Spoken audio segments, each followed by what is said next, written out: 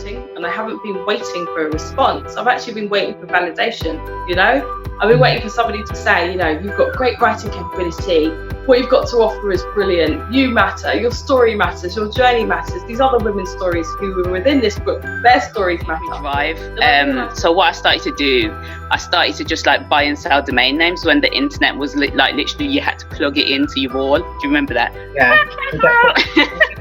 It's so easy because you're chasing this dream and this vision that you have, and to feel as though you need to be working all hours of the day. And yes, there are some days where you need to push yourself that little bit harder, but you really need, if you haven't got your health and your well-being, you haven't got any business. Hello and welcome back to another episode of She's the Boss Female Entrepreneur Stories with me, Daniela Genus. I interview phenomenal women from the world of business and enterprise from all different stages of their entrepreneurial journey and around the world. If you haven't already done so, please make sure you click that subscribe or follow button so that you never miss out when I release a new interview. And if you're not already following on social media, please do so. I'm on Instagram and Twitter at She's the Boss INTL, and on Facebook, Daniela Genus, She's the Boss, and on LinkedIn, Daniela Genus. So give me a follow. Today, I am joined by Sandra Garlick MBE, who is the founder of Woman Who. Sandra, thank you so much for joining me today. You're welcome. Hello. I'm trying to think if you're my first MBE recipient. I think you may very well be. I hope I'm not forgetting anyone. So first and foremost, congratulations on that. So tell us a little bit more about Woman Who, how you came to be awarded with an MBE. What's been your journey so far? Okay, well, I call Woman Who my accidental business because I actually, many years ago, trained to be a solicitor and had my own solicitor's practice. And it wasn't until I broke my ankle in 2016 and had that time to sit back and reflect and to do nothing that I actually thought back to an idea I'd had 10 years previously, which was to run a Women in Business Awards.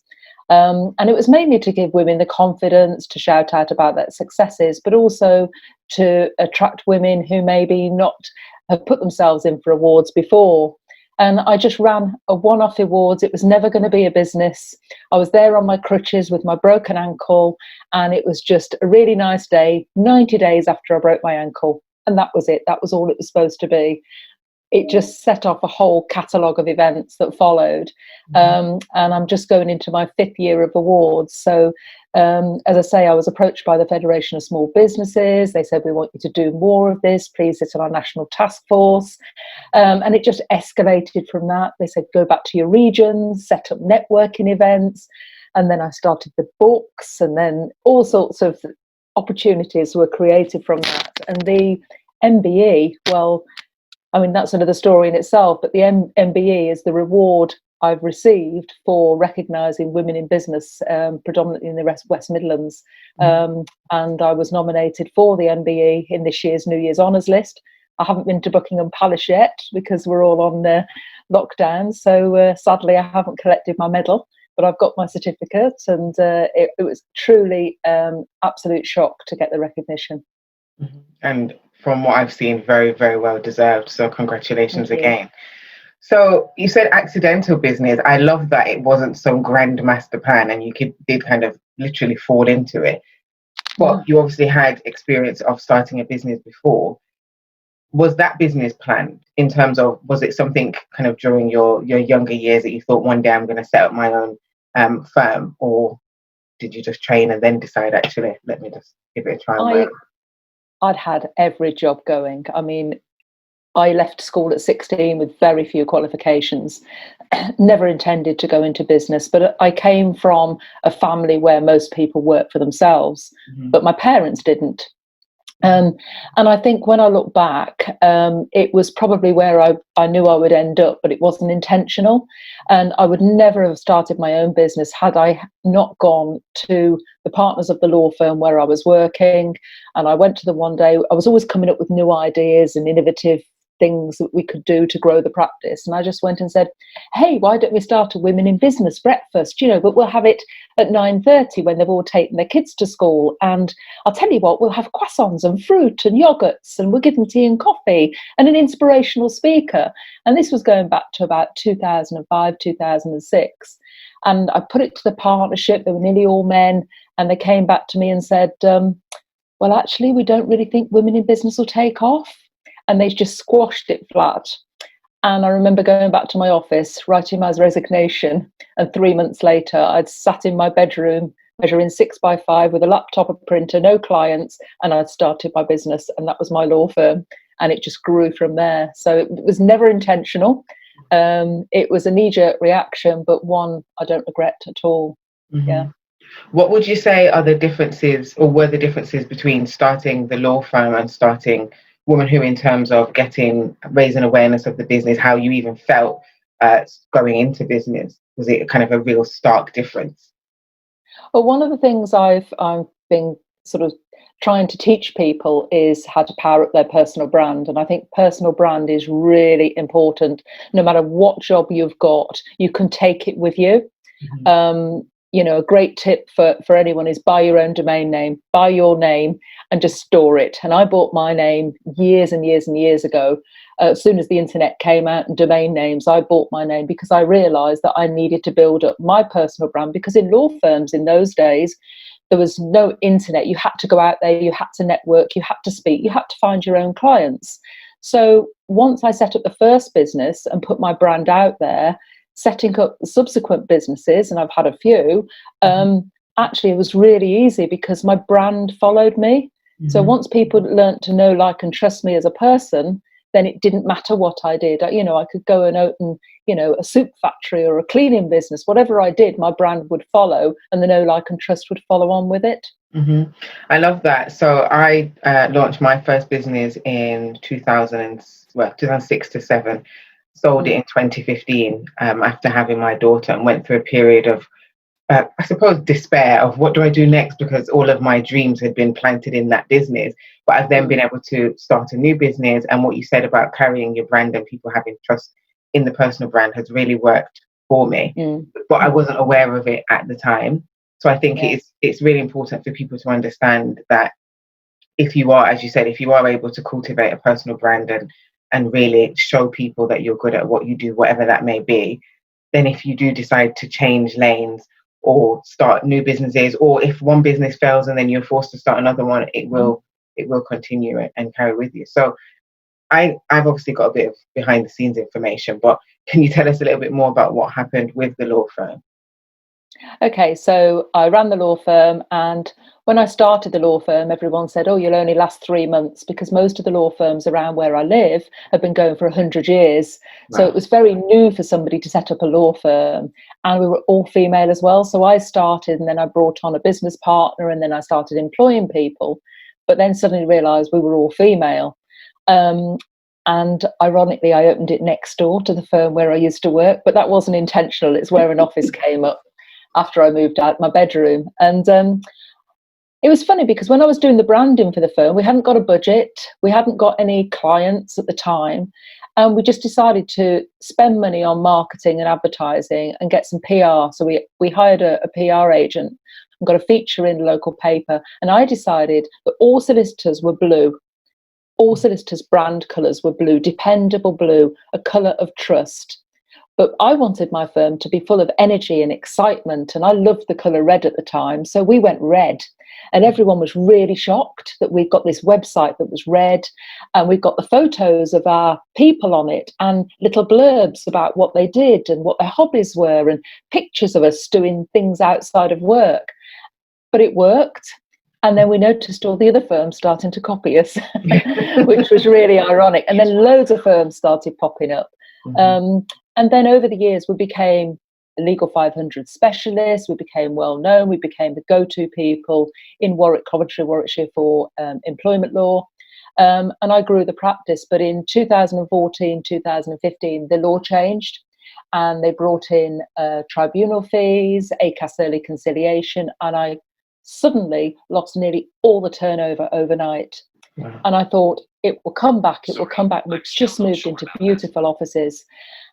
And I'd spent the money on the offices, and we were getting it all kitted out, and we had a launch and everything. And literally within 4 weeks, the turnover plummeted. And I kept thinking next month it'll be better, and started ploughing in money to keep the business going, to keep the staff on. And I very quickly realised that it was happening to employment law practices all up and down the country. But because we were a niche company, and they always say go niche, and it's great if you are niche, and when the good times were really good, they were good. But obviously, if you lose 75% of your work overnight, you haven't got anything else to do. You can't suddenly pivot, a bit like the circumstances people are finding themselves in now. And so I knew that we had to merge with a firm that offered multidisciplines. So I shopped around. My total aim was to save all the jobs of everybody in my company, which I managed to do. Sadly, I retained all the personal liability, which wasn't so great.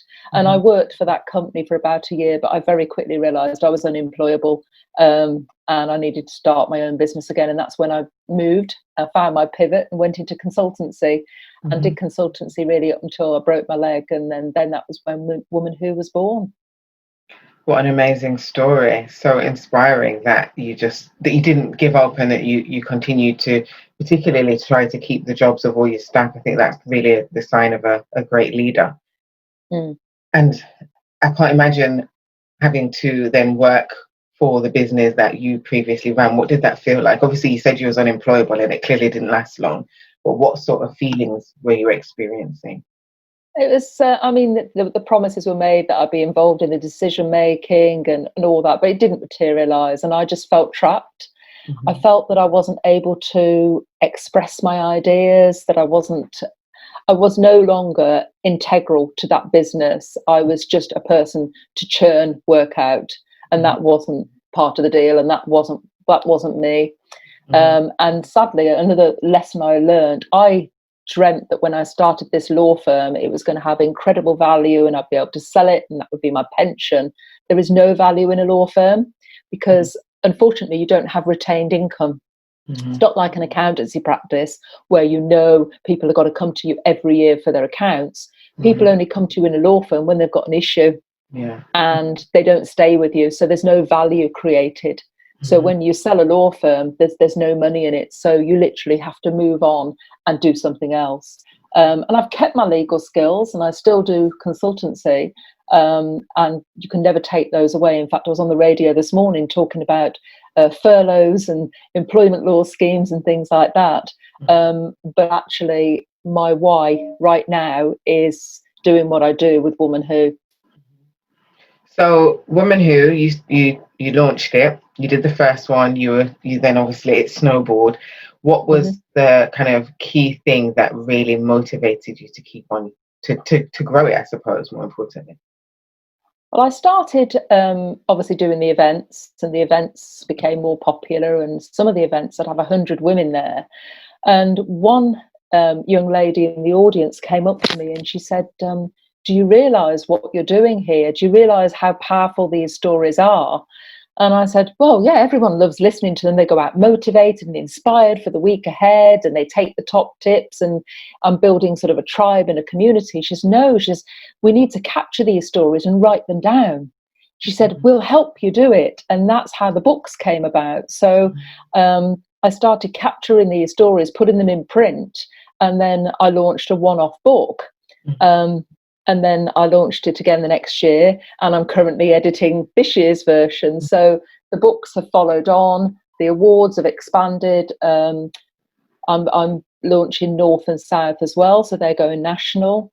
And it's just sort of snowballed. And every time I try and say, "Well, that's it, I'll finish it now," somebody says, "Oh no, you can't. We've got ideas for next year." So it's sort of the community around it has helped to transport it into what it is today, really. But there is a plan there. There is a structure and there is a plan.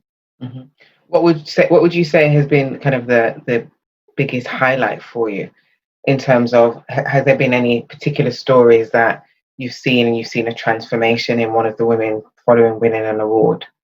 I've seen loads of transformations. Women that weren't confident, that had no self-worth, that felt that what they were doing was okay, but they'd had no external validation of that. They might have had a client that have said, "Oh, great job," but then they've doubted themselves. Was it really? Or was that just them being nice and saying that? But then I've seen actual women that have gone on and won an award. And one particular lady, she won her award.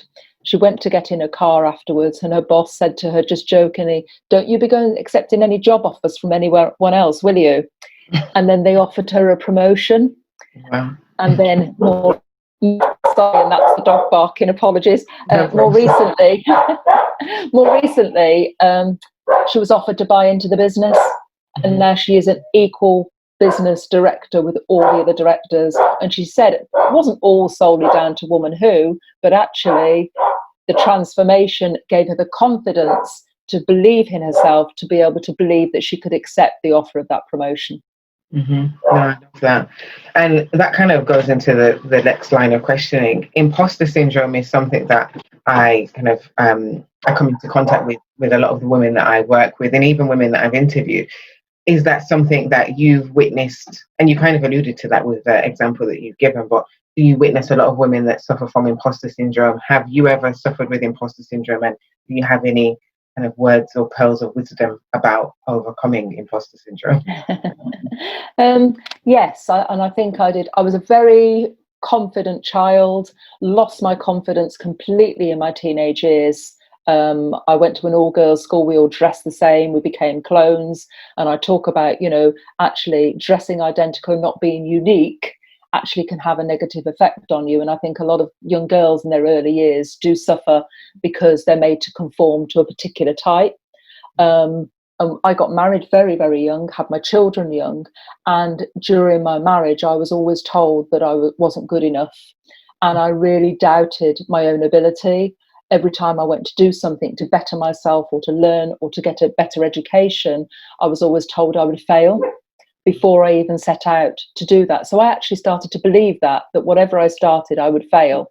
So there was no point doing it. So you actually start to doubt yourself. And it was only when I came out of that marriage, my boys were 4 and 7, that I actually thought, I've got to provide a future for these young boys. I've actually got to find myself a job and create an income that I can give them opportunities if they want them to go to university or whatever they want to do with their lives. And I don't know whether that gave me the momentum. And my mum was always quite key and instrumental. When I was a child, if I fell down, she'd say, "Get up, brush yourself down, you can do it, you can be anything you want to be." And that was the mentality I then chose to sort of take myself forward, in that, yes, you can do this, you can be anything you want to be. And that was when I just walked into the job centre and said, I'm going to be a solicitor.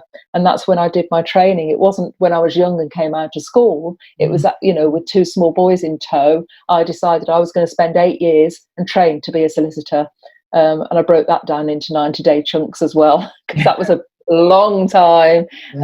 So I had to break that down. But yeah. So who, if you don't mind me asking, who was your core support system, and what was their responses to that? Because I can imagine you've got 2 smallish children and now you're embarking on this really intense line of training. Was everybody supportive? Did you have people saying, actually, you're crazy, what are you doing? And how did that change when you then decided to go it alone and launch your own business? I had a great support network, really. I had parents who were absolutely brilliant, but the school that the kids went to was good because they had a preschool club and an after school club. Even all those years ago, they were trialing it. I was one of their first customers. So I used to drop the boys off at school. I'd go and do my university or studying. I'd be there to pick them up. The school holidays worked brilliantly, but it was only when I came to do my postgraduate studies that my parents really stepped in. So I had to travel to Nottingham every day. I had to get up at 5:30. My parents took the kids to school. They'd pick them up from school, but I'd make sure I was there in the evenings, and I had to do that for a year. And then, of course, I went to work in Birmingham, and my parents, again, were so supportive. I don't think I could have done it without them. And the fact that I got sponsored as well. So in my second year at university, I was sponsored by one of the largest international law firms. I think if you're going to aim to do something, aim for the best. Yes. And I was so glad I did. And they sponsored me financially as well, which, again, it was just, I couldn't have done it without that. Mm-hmm. It's so funny because you just mentioned Nottingham. I'm originally from Nottingham, and obviously you mentioned Birmingham. I'm in Birmingham now. A bit of a connection there. I love that even in the face of obstacles, because I know the idea of waking up at 5 something in the morning and going out and then still coming home and spending time with your children, that sounds like a lot, but you really had the tenacity and the determination to achieve it. And where would you say that is that from your parents embedding that in you, or is that something you've developed over the years, the kind of steely determination to get done what needs to be done, irrespective of how difficult it is? Yeah, I think it probably started when I was very young. As I say, my mum obviously instilled a few sort of qualities into me, but I just remember the first time I ever I set goals, even though I didn't know I set goals. So many years ago, before goal setting was talked about, I decided I wanted to go to that girls' grammar school, and the only way I could get to that girls' grammar school was to be one of 100 girls in the city who passed their 11 plus. And I set about passing that 11 plus, and I bought exercise books. I practiced.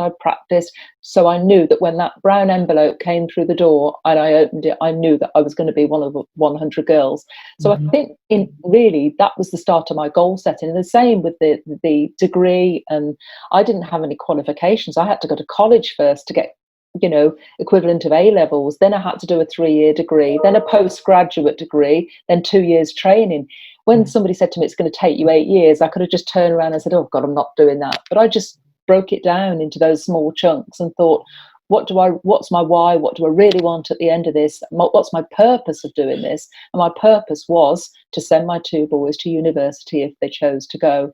And at my graduation, my 2 boys attended, and they were the only 2 children in the audience, but they saw me graduating. So I think, and they both did go to university. I think it that was going to be my next question. Did they go? Yeah, they did. What a beautiful legacy. That's just so phenomenal that you were able to do that for them, and even more so that they then chose to go and do it for themselves. I think that's just a beautiful legacy that you've provided for them, for sure. So coming back to Woman Who, in terms of kind of growing the business, and I assume that you have sponsorship and marketing, are there any specific strategies that you followed to ensure that it was having the impact that it's had? I'm very lucky to partner with the Federation of Small Businesses, and obviously I have to set out every year what my strategy is for the next year. My sponsors, obviously, I have to give my sponsors value. And the idea really is to reach as many women in business as I can, to help them feel their value, recognise their value, celebrate their achievements, and to actually, voice those. And I've found a lot of women that have entered my awards, because they're very hand-holdy. I mentor the entrants from the start right through the journey. It's a journey I take them on. So they come to my events, they listen to and hear an inspiring story, they feel motivated to attend the award, enter the awards. I give them hand-holding throughout the process. And then at the end of that, whether they're a finalist, winner or not, if I unearth an interesting story, I help them create that story into writing and on stage. I create an opportunity for them to share that story, either in print or on stage, and then they become a local woman in business role model to others. And that's the core of it, really. I want to create local women in business role models to inspire others, and also young women in education. I love that. And I think, and the reason I asked that question is I think there's a lot of people that run awards and it's really just about the glitz and the glam, and it's not necessarily really about supporting the participants or the entrants on the journey. And I've seen a lot of what you do on LinkedIn, and I can see that there is a genuine care and interest in really supporting the women that are in the awards. It's not just, hey, look, I can put on a great award, now go away and I'll see you again next year. And I think that's where a lot of awards ceremonies kind of fall down, in my personal opinion. It's not that kind of holistic, all-round supportive approach. So I would like to say thank you for doing that for us women. In terms of your kind of short to long-term goals, what are some of the key things that you want to do for both you and for the business that you're excited about? Okay, well, just prior to our brief period of lockdown, I just launched in Sheffield up north, and also held an event and talking to people in Devon and Cornwall. So I'm doing something down south. The awards will launch in the north and down south later this year. Also last year I launched the Solopreneur Women in Business Awards, and they are primarily aimed at women that predominantly based from home, women that are working on their own, they're solopreneurs.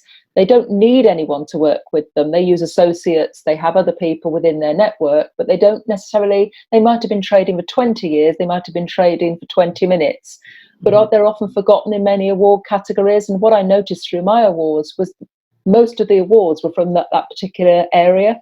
So I did a pilot in September that was really successful. So I'm bolting that on to my awards going forward.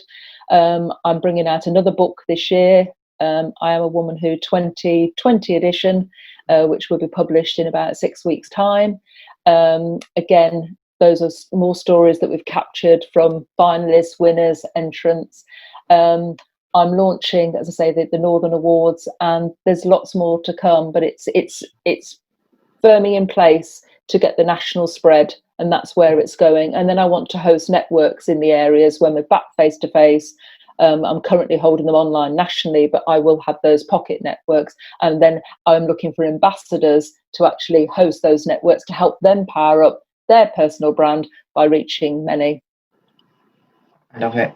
I love that you just had the answer straight away as well. Sometimes people feel a bit like, I don't know what my goals are. You clearly raise a sharp focus of where you're trying to get to. I love that.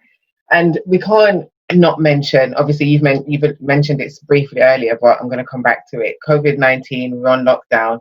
How have you been, and particularly because some of what you do is live events, how have you managed to navigate that? What are some of the key things you've done? All my events were cancelled. We've put the awards back to the autumn. Normally I have my awards on the 2nd of May, so they would have been happening in just over a week's time.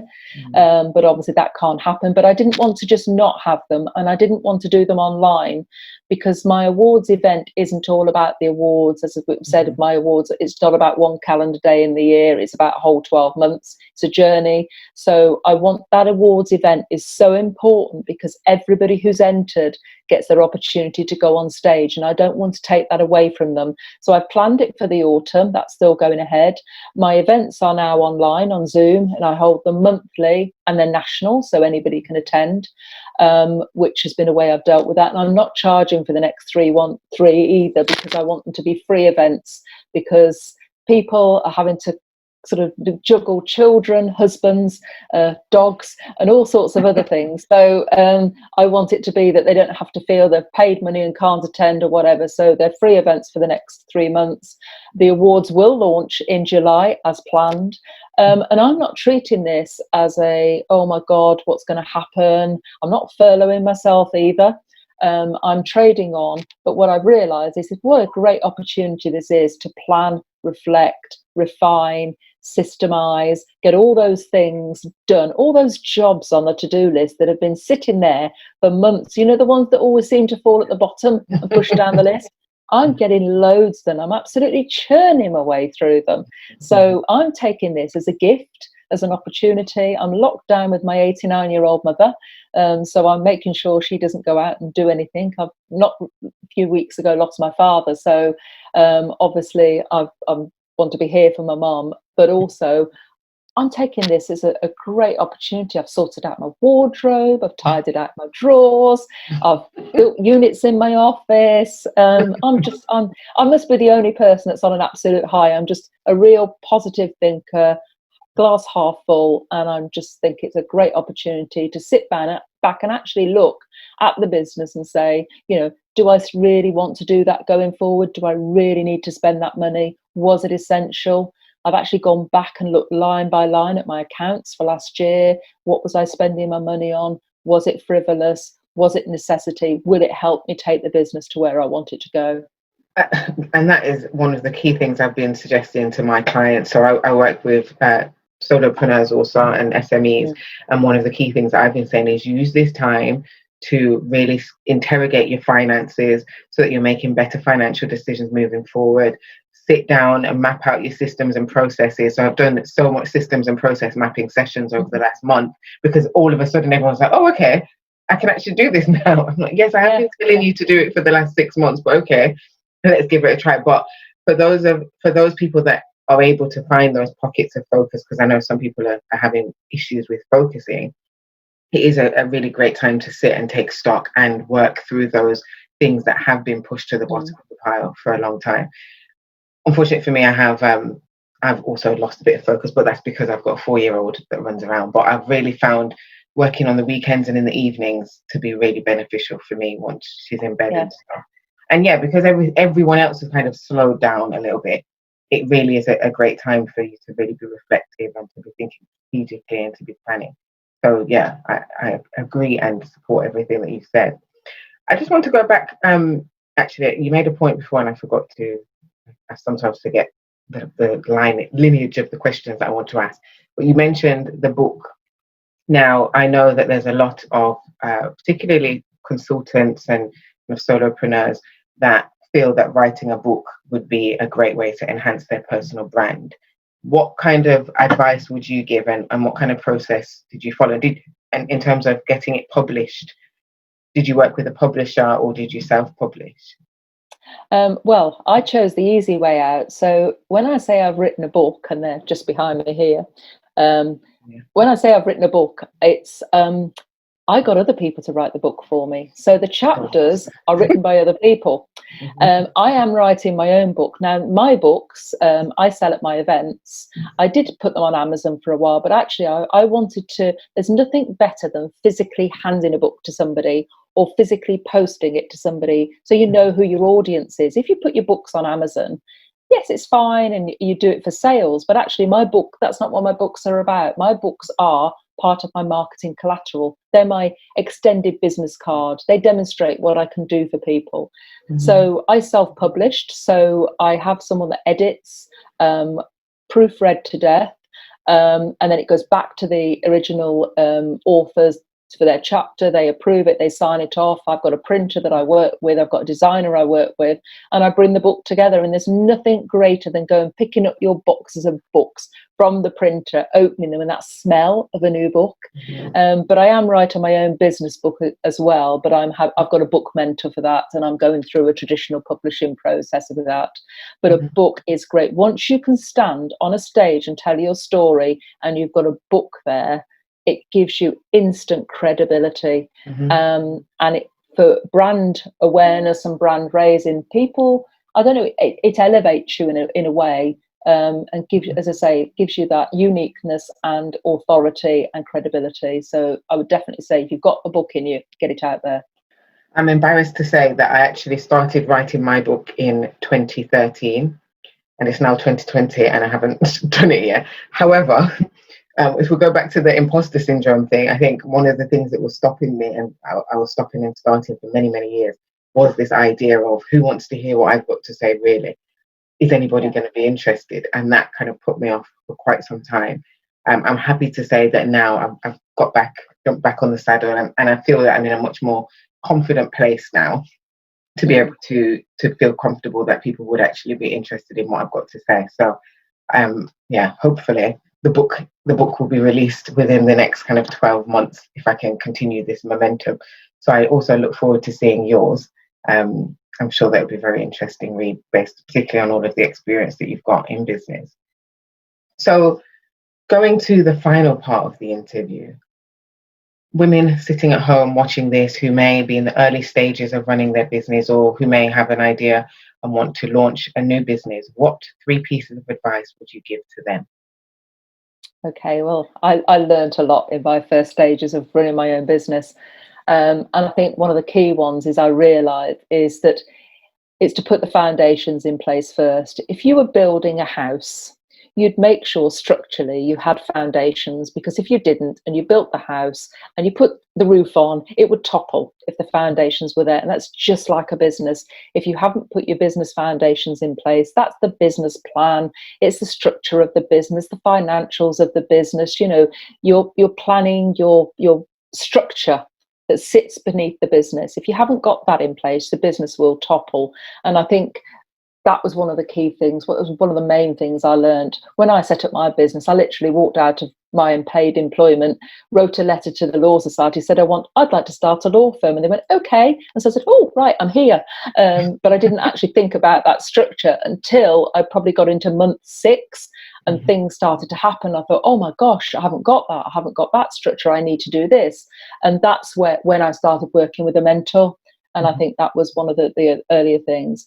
I think also don't be afraid to take risks. It's a bit like say yes and work out the how later. But actually it's knowing where you want to go, taking a few risks along the way. Because if you didn't take any risks, you'd never know. And you would always be saying, what if? But actually, you may not go A to B. You might do a few detours, a bit like a road map. If the road's closed, you find another way around. But it's as long as you come back onto that, you don't get sort of magpie syndrome and go after the shiny objects. You keep back on that, keep revisiting the business plan. When I wrote my first business plan, I wrote it. It looked lovely, and I stuck it in a drawer.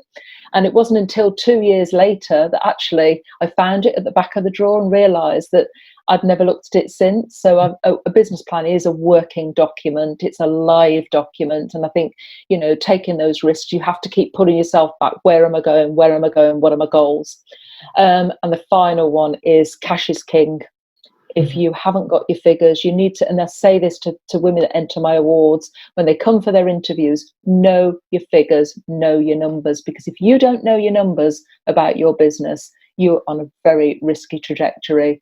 You have to think about, okay, what was my why? Why am I doing this?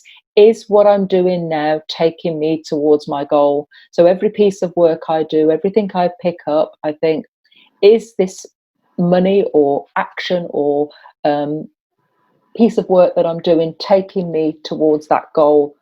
Is it going to pay me? Is it going to be of value? Especially if you're doing free things, you have to think, well, what is the value in me giving away something for free? Is the long-term destination actually that's going to bring cash into the bank?